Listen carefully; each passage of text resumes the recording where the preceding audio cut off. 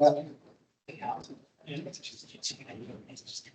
like to welcome everyone tonight to the Governance Standing Committee. First, I'd like to acknowledge that we're meeting on the traditional land of the Saugeen Ojibwe Nation, which is represented by the communities of Saugeen First Nation and Chippewas and Miwok and Cedar First Nation.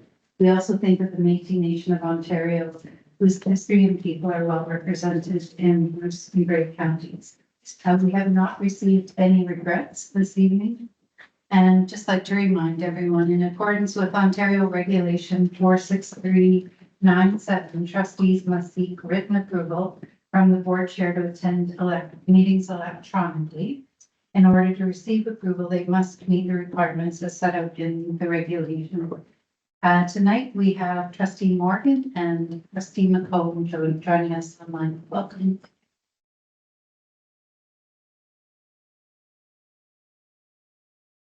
We are to the approval of our agenda. Is there any? I'm going to put the agenda on the floor and then I have a mover that the agenda for the Governance Standing Committee for November 4th, 2025 be approved as printed. Trustee Roots.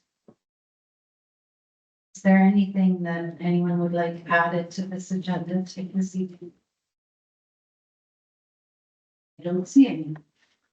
So it's moved by Trustee Lutz. All in favor of the agenda is printed. Carried.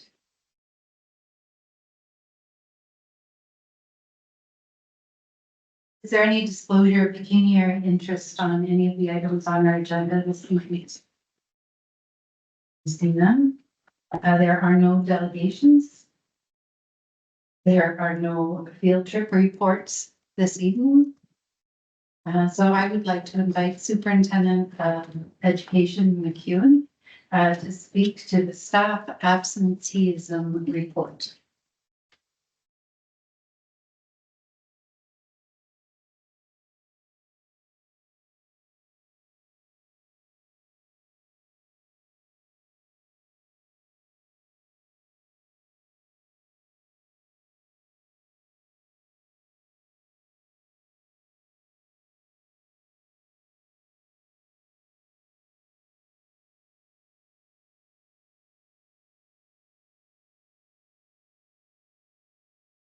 Thank you, Madam Chair. I'm here this evening to speak to you about staff's absenteeism and to review some information as it relates to a fulsome understanding of what absenteeism looks like in Blue Water. First, I will acknowledge that many staff follow a 10-month schedule aligned with our school year, while others work year-round and may take time off throughout the year. So we have two different groups of employees, some 10 months, some 12 months. Permanent and also long-term occasional staff may also access paid or unpaid leaves for illness, injury, or other contractual reasons. And Blue Water is committed to supporting staff through these provisions. The above on the slide here. It's stuck, just a second.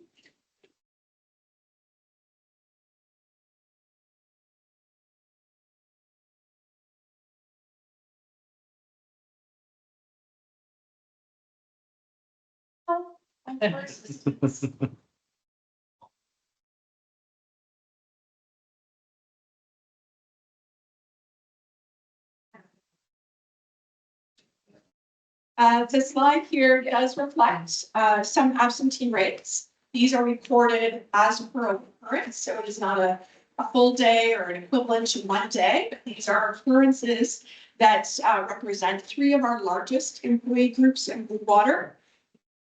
These are for 2024-25, and it looks at all of the absences, but it does exclude things like contractual at-cost days and long-term unpaid leaves, but everything else is included in these numbers.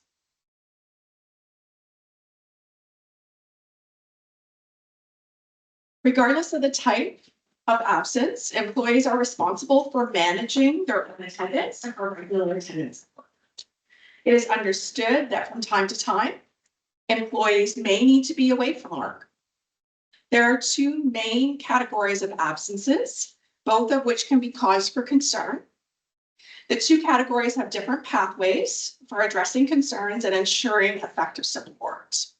Some will be addressed through progressive discipline and labor relations, and others are addressed through attendance supports and health and wellness. Progressive discipline is still designed as a support mechanism because it begins with inquiry and creates an opportunity for improvement to help an employee to improve. To monitor and compare absence frequency, Blue Water participates in an annual absence study coordinated by the School Board's Cooperative, SBCI for short.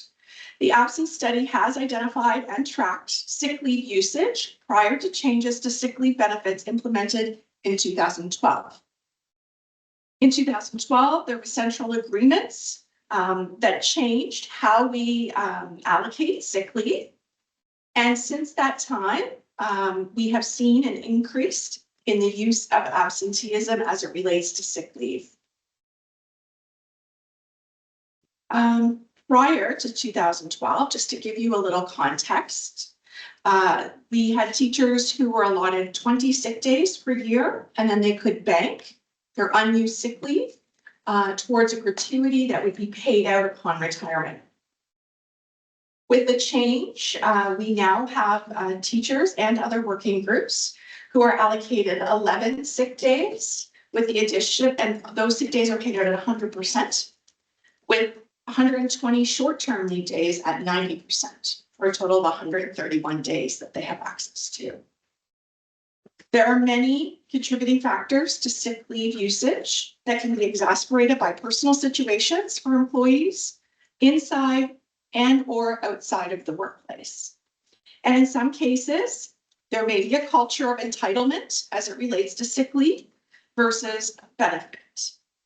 Despite our vigorous recruitment efforts and ongoing investment in recruitment, increased absenteeism has strained our system. Unfilled absences and reliance on emergency or unqualified replacements does negatively impact student learning, divert funds from our classrooms, and it does impact staff morale. Blue Water District School Board has a tiered response to supporting absenteeism. We have universal supports, which are preventative measures that target wellness strategies for all employees. We look at health promotion campaigns, mental health awareness, and inclusive policies. We also have targeted supports aimed at providing specific interventions for groups of employees and providing additional targeted support to individuals. And finally, we have a tier 3 support for those who require very specific interventions as it relates to disability management. So what does all of this mean and where do we go from here? Well, our rates of high absenteeism are province-wide. This is not a Blue Water specific issue. In June of 2024, the Ministry of Education released a policy and program memorandum, PPM 171, requiring all school boards to implement an attendance support system within 2 years of the time of issue. So it's a requirement that we have this in place by June 2026. Attendance support programs are wellness-focused initiatives that help employees with attendance issues related to personal illness or injury. Blue Water will launch its attendance support program this coming year, and it will be led by Human Resource Services in collaboration with various partners within the organization. In addition to attendance support, Human Resources will continue to explore and implement initiatives that support employee health and wellness. We will continue to focus on Tier 1 initiatives and objectives.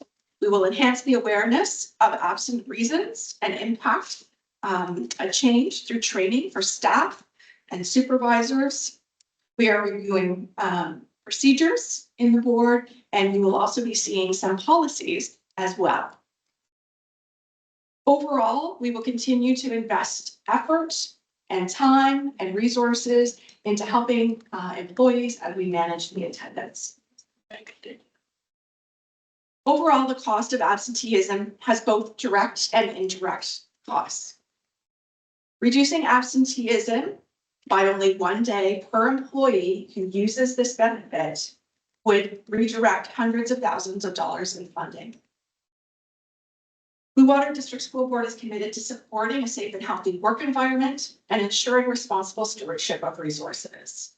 And an effective attendance support program promotes employee wellness and strengthens organizational culture by fostering accountability. When employees are supported and held accountable for their attendance, it encourages consistency, reduces stress, and enhances psychological safety, creating an engaging, reliable, and resilient workforce. Thank you.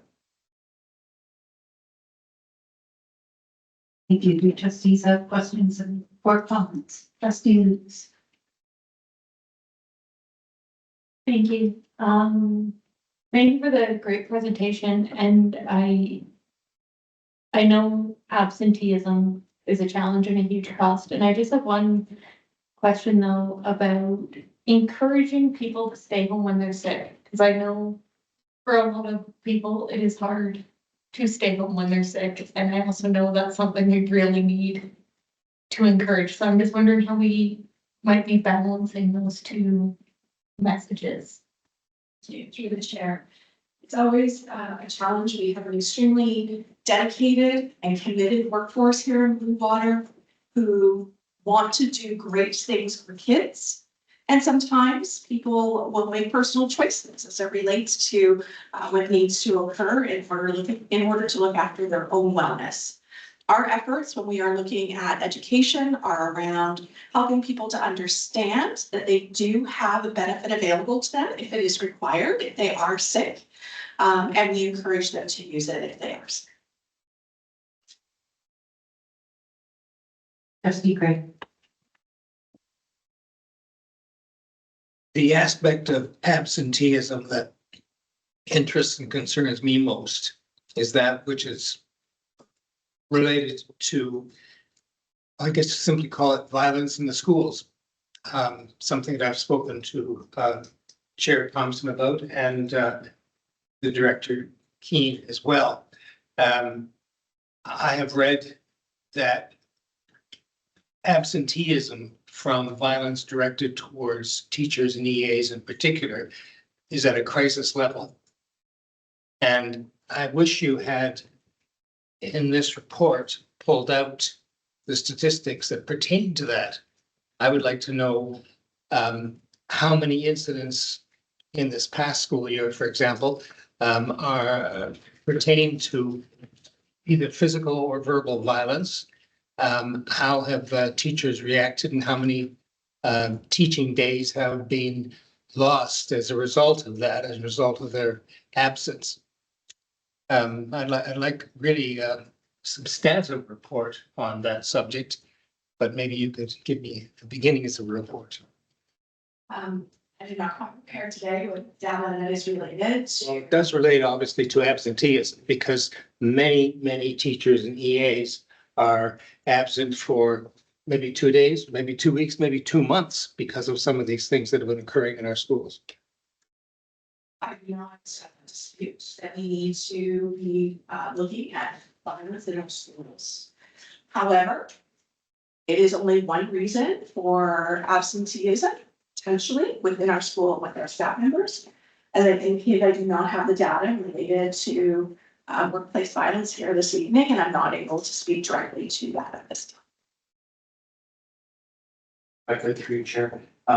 Trustee Craig, I think that your question is a good one, and it's one that is probably on a lot of minds. It is not data that we can connect easily. However, in terms of certainly we have data that would come forward on violent incident reports, and there is WSOB data in terms of lost time, but they're not necessarily I'm sure easily accessed. And certainly someone who may be a victim of a violent incident may just it may not fall under WSIB because we might not get all those details, so they may take some time. So I'm not sure we'll be able to get you hard data on that in terms of the correlation between every violent incident and how many arrests that resulted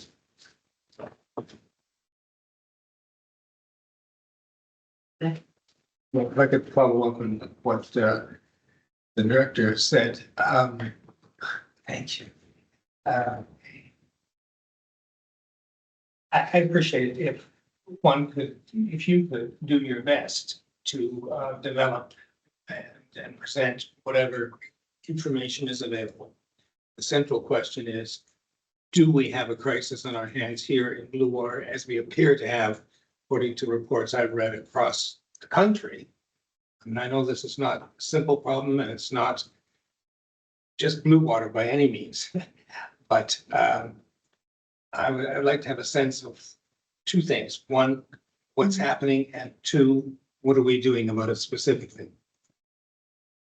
So, I'd also just like to refocus us because the presentation is on all reasons. Collectively, why staff might be away and what we can do about that to lower those numbers. So we're hearing about an initiative that's ministry driven, and our board is looking at doing that. And we've heard certainly at the Labor Relations Conference, the savings for financial savings, if we can reduce those numbers, and for our students, the achievement that can be when our students have their familiar face in front of them, and the consistency of that teacher, that's a huge cost to our students when that's not happening. So I think that we need to focus on all the reasons, and certainly the more specific will come in a different way. I don't know if you can answer, but when we see the numbers increasing, is that 100% of the staff that are using more sick time than you would think, or 50% of staff, or a small percentage of staff that are driving numbers that are bigger? I'm just curious. It is a combination of things. So we might have some staff who are on longer absences, so for an extended period of time for various reasons. And then we might have other staff who are using day-to-day absences as needed. So it is a combination. I wouldn't be able to say it's every staff member, or even give you a percentage of the staff members. I don't have that information here with me, but there is kind of combination between the two uses that we see for sick leave. And so, short-term and or long-term sick leave does impact those stats. And so, as Director Keane said, we do have some staff members with WSMB claims or other instances that might be medically related. We offer extended periods of time. Thank you. And I know and I hear the partnerships with our union partners, with HR and with all of our staff, to hear where there's issues that might be driving something that we as a board can control, that there's an understanding of how that might be mitigated, those concerns, and where understanding where those opportunities aren't there for you because of illness or whatever. Anybody else have questions? Oh, I'm sorry. Student trustee Barnes. My question is whether or if teachers are held accountable for their mistakes. I certainly know at Great Highlands, they can really hurt students with a lot of absences. Like, it's difficult to get through the course content, which then damages students learning down the road at universities and post-secondary. I think it was 133 days they're allowed to be absent for teachers, which is obviously huge. Are they held accountable, or how's that measured? Yeah, so this is part of the attendance support program. So we do, we'll be looking at monitoring and what that looks like in terms of following up with employees. Attendance support program to really help understand what needs to be in place in order for these students to work. And it's not specific just to teachers. We have programs in place for all of our staff members.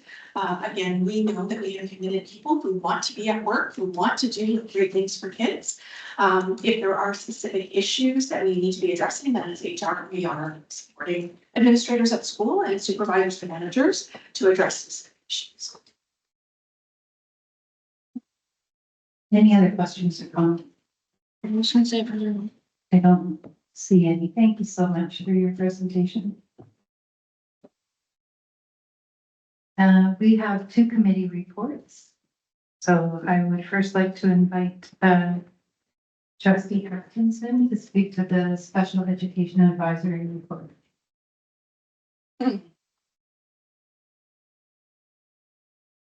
you, Chair Thompson. As you see in the report in front of you, we met on Monday, October 27th. I'm pleased to say that our representative from Autism Ontario, Tara Lonscombe, was present. And she brings to our committee a wealth of knowledge. She works for public health, she's a nurse, and she has a child with special needs. So on top of Autism Ontario, she has other information that she shared with us as well.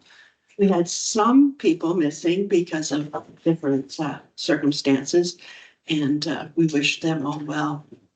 So you'll see the committee received a presentation and an update from student support attendance counselors regarding their ongoing work. And they are busy. They're very busy. Unlike Blue Water is also like the province of Ontario, attendance is missing attendance. School absenteeism is very high. They do amazing work. The relationships they have with the students that are involved in is quite remarkable.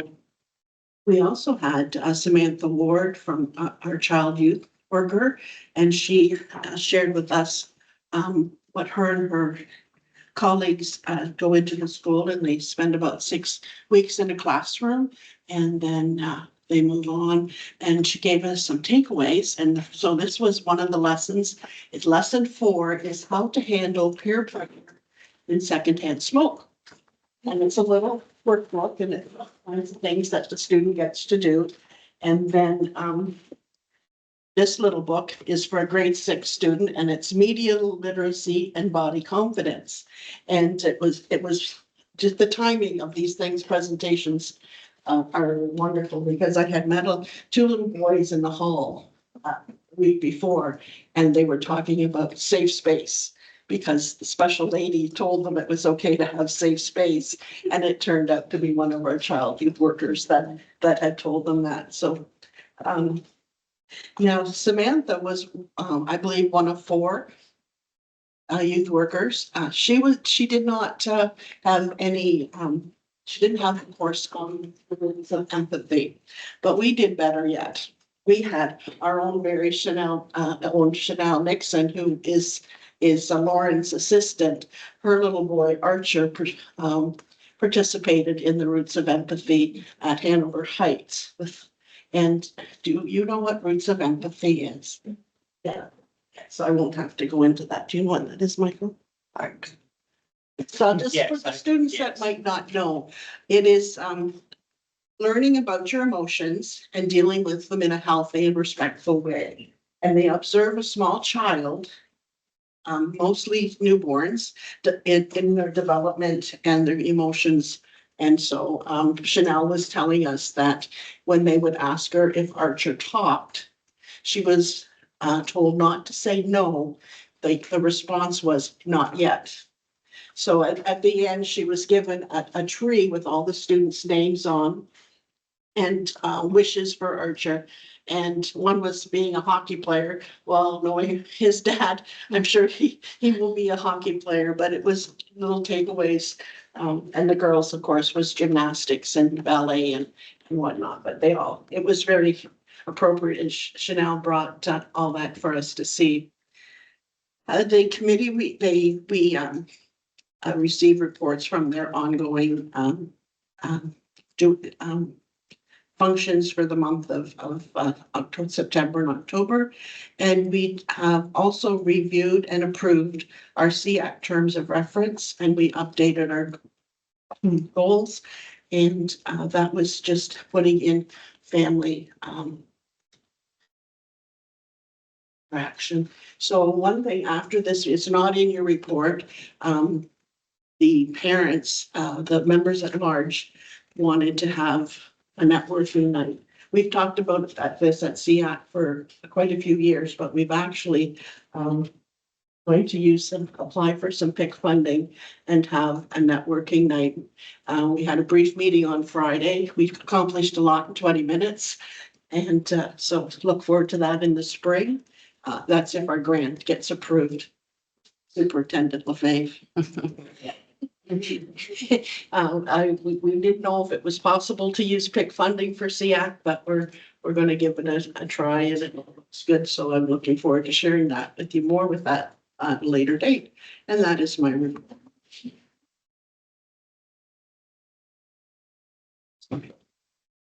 That's all right. I'm about to call on you again. Is there any questions or comments for trustee Atkinson? I don't see any. Thank you. And next is the Parent Involvement Committee report. And I would again invite trustee Atkinson.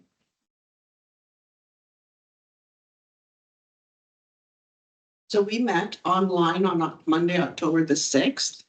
We have a new bunch of members and Mandy Lamb, she is our chair. They all knew each other. It was amazing. They were chatting in the chat box and it's been a long time. So I'm looking forward to a productive year with them.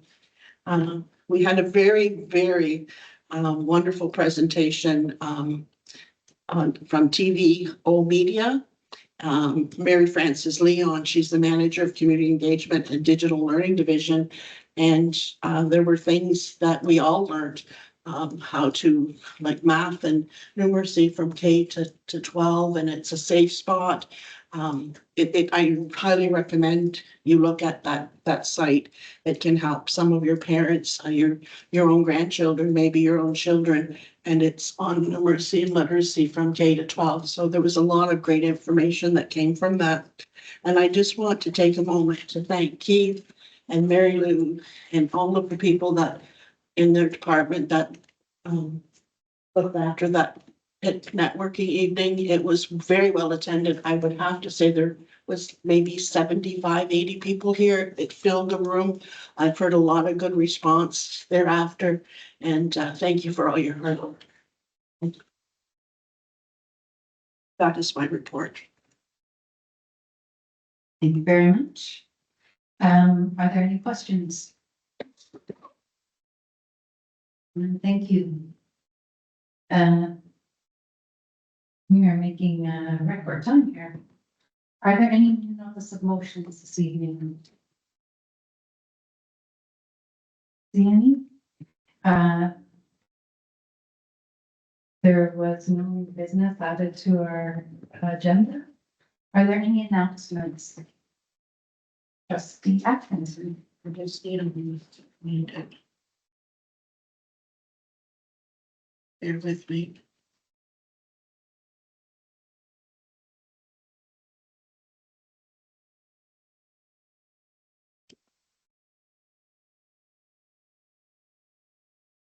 Sorry about that. You'll be tired of listening to me this evening. At John Diefenbaker on November the 11th, there is an exhibit, honors and remembers relatives of our school community who served in Canadian and Allied forces. There's displays, photographs, artifacts, digital stories from World War I, World War II, and beyond. This is put together by Jennifer Morris, the history teacher at John Diefenbaker. She's been doing this for about 3 years and she just keeps building and building and building on it. And it is on November the 11th from 1 to 3 and then again from 4 to 6. And it is in the front foyer of John Diefenbaker. And I encourage you, if you're in the area, to stop in it and take a look because it is remarkable the work she puts into it and her history students as well. I was hoping Libby would have been here tonight, but that's okay. Any other announcements? No? Beat the record. The trustee calendar of events has been provided for your information. And with that, we will adjourn at 7:30 p.m. moved by trustee Brownstone. And please be safe on your way home.